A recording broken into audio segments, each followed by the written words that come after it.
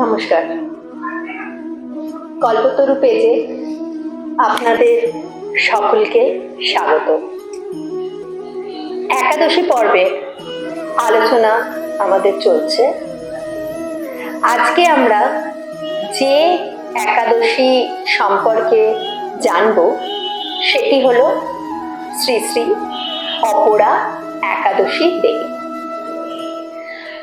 জ্যৈষ্ঠ মাসে কৃষ্ণপক্ষে যে একাদশী তিথি পালন করা হয়ে থাকে তাকে বলা হয় অপরা একাদশী তিথি।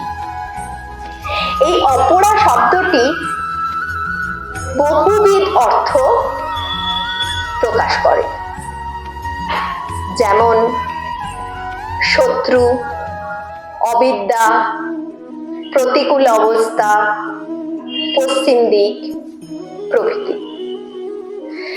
বিশেষ অর্থে বলতে গেলে যে একাদশী দেবী তার অনুগত ভক্তদের হৃদয়ের অবিদ্যা, প্রতিকূল অবস্থা থেকে মুক্ত করে পরম আনন্দধামে পৌঁছে দেন, তিনিই হলেন শ্রী শ্রী অপরা একাদশী দেবী।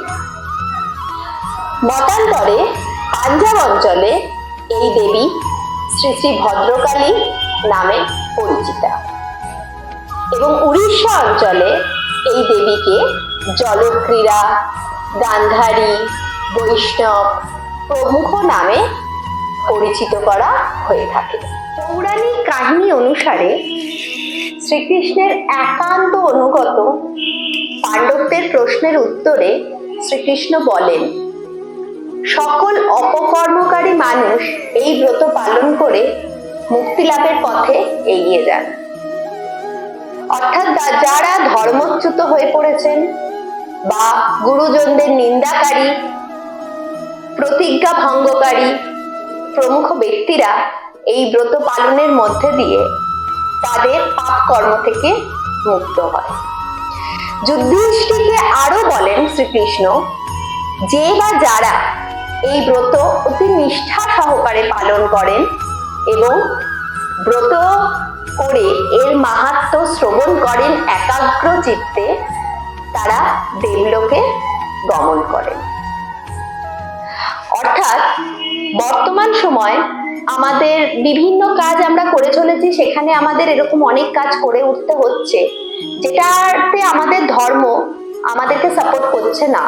এরকম বহু কাজ ধর্মের দিক থেকে দেখতে গেলে আমাদের ওই কাজটা করা উচিত নয়, বা আমাদের হয়তো কাজে পড়ে সেটা করতে হচ্ছে, সেখানে আমরা আমাদের বড়দের অনেক সময় খারাপ সিচুয়েশনে ফেলে দিচ্ছি বা সেখান থেকে হয়তো তাদের উদ্ধার করছি না। হয়তো কোনো কাজের জায়গা বা কিছুর জায়গায় আমাদের বাধ্যতামূলক ভাবে করে উঠতে হচ্ছে। সবসময় যে আমরা নিজেরা করছি সেটা নয়, আমাদের অনেক সময় বাধ্যতামূলক ভাবেও এমন কোনো কাজ করতে হয় যেটা আমরা বড়দের ক্ষতি করে ফেলি বা নিন্দা করে ফেলি, বা আমরা যে প্রতিজ্ঞাবদ্ধ হয়েছিলাম সেখান থেকে হয়তো আমরা বেরিয়ে এসেছি। অর্থাৎ কোথাও না কোথাও গিয়ে তো আমাদের পাপ বাড়ছে, পাপ কর্ম বাড়ছে। তো এটার হাত থেকে মুক্ত হতে গেলে আমাদের এই ব্রত পালনে একান্ত প্রয়োজন। আজকে আপনাদের সকলের কাছে এর মাহাত্ম্য নিয়ে আসার কারণই এটা, আমাদের প্রতিনিয়ত কাজে আমরা কিছু না কিছু ছোট বড় পাপ কর্ম করে ফেলি, আমাদের জানতেও হয় অজান্তেও হয়। তাই এখান থেকে বেরোনোর জন্য কোন একাদশী পালনে আমরা কি ফল পেতে পারি সেটা জানা থাকলে আমরা সেই ফল পেতে পারি। আশা করি আজকে এই অপরা একাদশীর মাহাত্ম্য জেনে আপনারা উপকৃত হয়েছেন এবং যাতে আরো 5 জন মানুষ এটি জেনে উপকার হয় বা উপকৃত হয়, এটার জন্য আপনাদের লাইক, শেয়ার, সাবস্ক্রাইব এবং এই পেজটিকে ফলো একান্ত প্রয়োজন। আর আপনারা এটা করেও আসেন আপনাদের আশীর্বাদ স্বরূপ। তাই আপনাদের কাছে আবারও নিবেদন সকলের মধ্যে বিষয়টিকে তুলে ধরা। নমস্কার।